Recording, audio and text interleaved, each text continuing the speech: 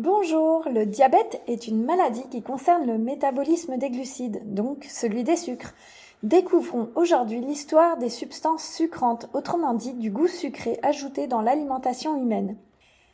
Pour les parties de cet enregistrement qui concernent le sucre à proprement parler, je me suis notamment appuyée sur le livre de James Valvin, Histoire du sucre, Histoire du monde. Nous utiliserons par ailleurs pour nous repérer, dans le temps, une horloge dans laquelle chaque heure symbolisera 100 000 ans de l'évolution du genre Homo, celui-ci ayant émergé autour des 2,5 millions d'années. 24 heures correspondent donc à 2 400 000 ans. Avant le néolithique, les humains pouvaient si besoin sucrer leur préparation culinaire avec des fruits et des baies sauvages fraîches ou séchées. On en a un exemple typique avec les baies séchées apportant un peu de sucrant au pemmican des Indiens d'Amérique du Nord. Le pemmican est réalisé à base de viande maigre séchée et réduite en poudre à laquelle on ajoute de la graisse animale, quelques baies séchées et éventuellement quelques aromates. On peut imaginer ce type de pratique sur des milliers d'années avec des myrtilles, des amélanches, des baies d'aronia, des canneberges, des érelles ou autres baies des régions plus chaudes de la planète.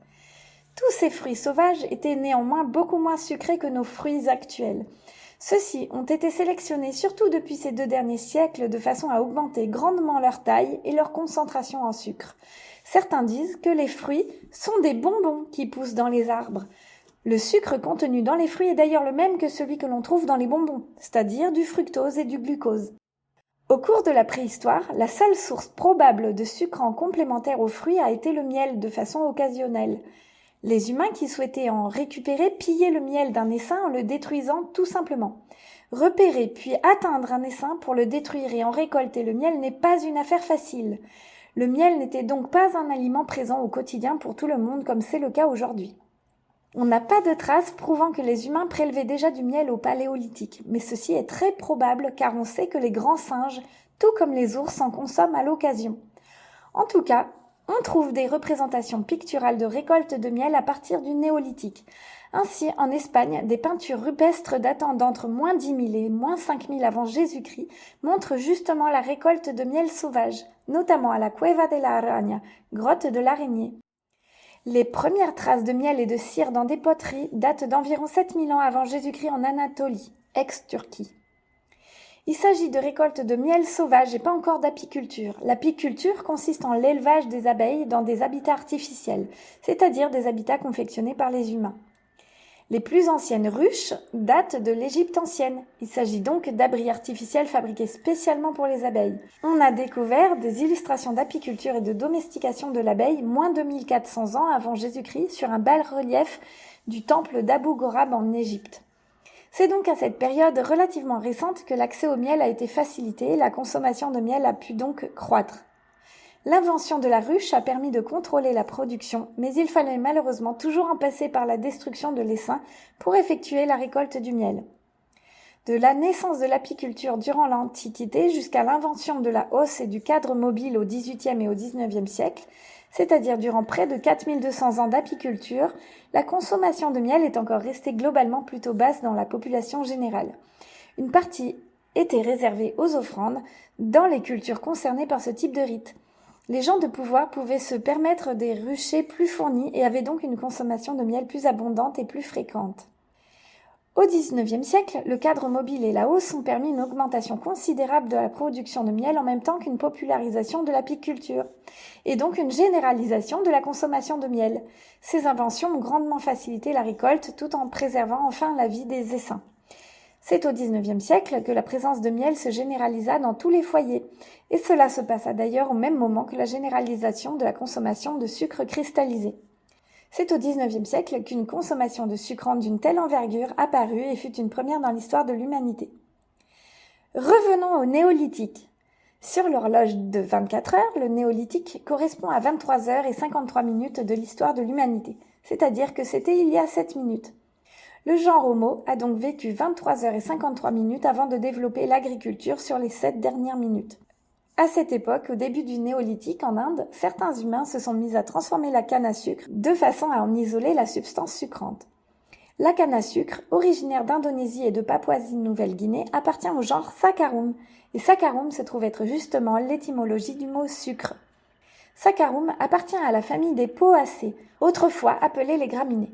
Les poacées comprennent par exemple le blé, le chien-dent, la plupart des herbes folles, mais aussi le bambou et le maïs. Il est généralement admis que le genre Saccharum comprend 3 sous-espèces sucrées et 3 non sucrées.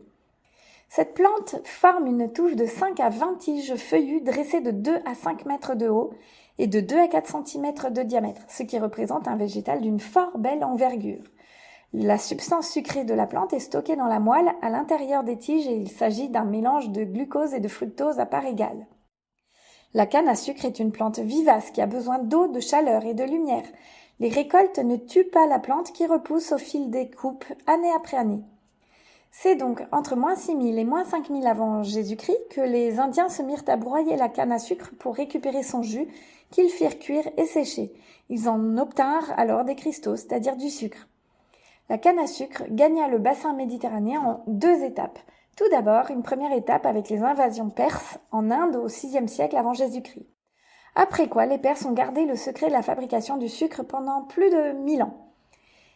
Puis il y a eu la seconde étape avec les invasions arabes environ 1000 ans plus tard, au 7e siècle après Jésus-Christ. Les Arabes ont alors progressivement implanté la canne à sucre dans le bassin méditerranéen. Les Européens ont alors pu découvrir le sucre lors des croisades à partir du XIIe siècle, et celui-ci a intégré la table des puissants comme produit alimentaire et médicinal de luxe. Au fil du Moyen-Âge, la culture de la canne à sucre s'est développée dans tout le bassin méditerranéen, îles comprises. Les marchands catalans, vénitiens et génois envoyaient le sucre brut dans les ports d'Europe du Nord pour qu'il y soit raffiné avant d'être commercialisé et vendu aux riches de toute l'Europe. On est avant la découverte de l'Amérique et il s'agissait encore de quantités tout à fait réduites. Le modèle de production développé sur les îles, notamment celle de Sao Tomé, était basé sur le travail des esclaves associé à une organisation rigoureuse permettant un commerce très lucratif. Ce modèle sera exporté en Amérique avec le considérable et cruel essor que l'on connaît. Des plants de canne à sucre ont traversé l'Atlantique lors du 2e voyage de Christophe Colomb aux Amériques en 1493. Comme je l'ai dit plus avant, jusqu'en 1600, le sucre était un produit de luxe destiné à la table des rois. La fin du Moyen-Âge et la Renaissance furent alors l'époque des somptueuses sculptures en sucre. Les cuisiniers des puissants rivalisaient de talent pour la réalisation toujours plus spectaculaire de ces sculptures. Fin XVIIe siècle, le sucre a commencé à être vendu dans les villes de toute l'Angleterre, souvent par les apothicaires. Il était notamment prescrit et recommandé pour de nombreuses affections allant de la toux aux problèmes oculaires, des gaz intestinaux, aux saignements dus à la tuberculose. C'est en croisant d'autres usages en matière de consommation à travers le monde que le sucre a encore gagné du terrain. Ainsi, dans leur région d'origine, le café, corne de l'Afrique, le thé, Japon, Chine, et le chocolat, Mexique, étaient bu amers, sans substance sucrante. C'est le sucre ajouté qui les a rendus attractifs en Occident à partir de la fin du XVIIe siècle. Les cafés et salons de thé virent le jour à cette période en même temps que les pâtisseries et confiseries. Vers 1700, les riches Français commencèrent à consommer du pain, de la brioche et du chocolat chaud au petit déjeuner. Alors qu'avant 1700, on ne faisait pas la distinction entre le salé et le sucré, cette distinction est apparue avec la popularisation du sucre au XVIIIe siècle. Et c'est la gastronomie française qui a mis le sucre à l'honneur pour le dernier plat du repas, c'est-à-dire le dessert. Malheureusement, le sucre n'est pas que douceur et symbole des plaisirs de vivre. Le corps humain n'étant pas à même de faire face à une consommation accrue de sucre, les caries et le diabète de type 2 explosèrent chez les riches à cette époque, comme par exemple avec Louis XIV qui, à cause du sucre, a littéralement pourri de l'intérieur durant plusieurs décennies avant de mourir dans d'atroces souffrances. Revenons à la culture de la canne à sucre. Pendant des centaines d'années, et ce jusqu'au milieu du XVIIIe siècle, les plantations faisaient appel à des travailleurs sous contrat en complément des esclaves que l'on faisait venir d'Afrique. Progressivement, à partir du XVIIIe siècle, ce fut la fin du travail sous contrat et seuls les esclaves d'origine africaine furent en charge des cultures de la canne. L'occupation des terres fut exponentielle entre 1700 et 1900. Avec l'énorme essor de l'esclavage sur tout le XVIIIe et début XIXe siècle, la production a considérablement augmenté et le prix du sucre a baissé progressivement, ce qui l'a rendu de plus en plus populaire, et les profits ont été colossaux. On a pu alors se procurer du sucre dans presque tous les pays et régions du monde. Le sucre est devenu un produit de consommation populaire et courante dès le XIXe siècle. Le goût pour les sucreries et les boissons sucrées s'est répandu partout, y compris dans les lieux de soins tels que les stations thermales. Bien que les méfaits du sucre soient aujourd'hui mieux connus, les sucreries sont actuellement encore répandues dans les espaces de santé, tels les pastilles, limonades, diverses pâtisseries et salons de thé que l'on trouve par exemple dans la cité thermale de Vichy, ou encore les bonbons offerts par certains dentistes mal informés. Pour alimenter ce commerce à caractère presque exponentiel, la culture de la canne à sucre s'est répandue partout où c'était possible sur Terre. De nombreux écosystèmes humains et naturels ont été détruits à grande échelle.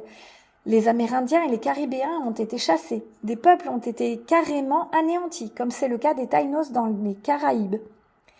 La culture sur brûlis et l'organisation géométrique de parcelles, de routes, murs et fossés les rendant administrables ont occasionné la destruction de quantités de forêts primaires tropicales. Dès 1750, les cultures avaient pris le dessus dans toutes les îles des Caraïbes où très peu de forêt a pu subsister. Ayant détruit les zones forestières, certains planteurs étaient même contraints d'importer du charbon venu d'Angleterre pour alimenter les ateliers de transformation de la canne.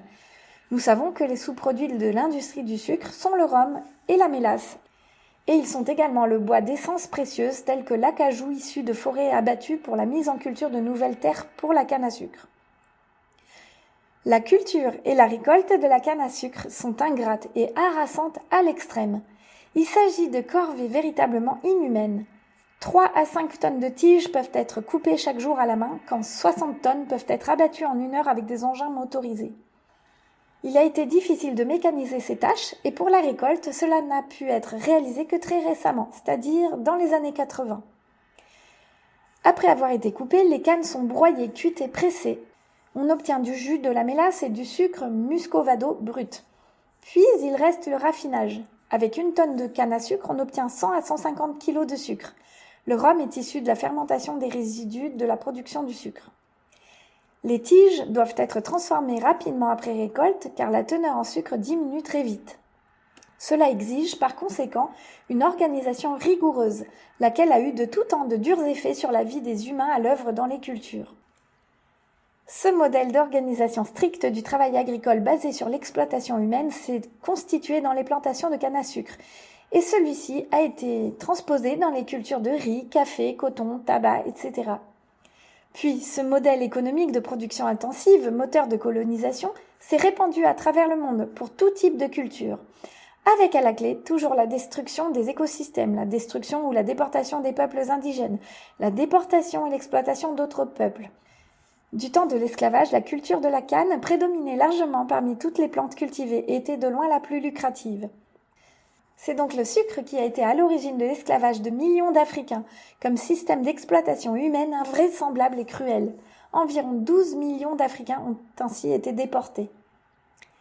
Les esclaves et leurs enfants appartenaient aux planteurs blancs de la même façon que leurs biens mobiliers et immobiliers. Ils faisaient l'objet de registres très précis et subissaient un système de coercition brutale en vue de la plus grande rentabilité possible. Ce n'est qu'à la fin du XVIIIe siècle que l'esclavage a commencé à être enfin remis en question sur la base de problèmes de droit, tout ce qu'il y a de plus triviaux en Angleterre et en Écosse.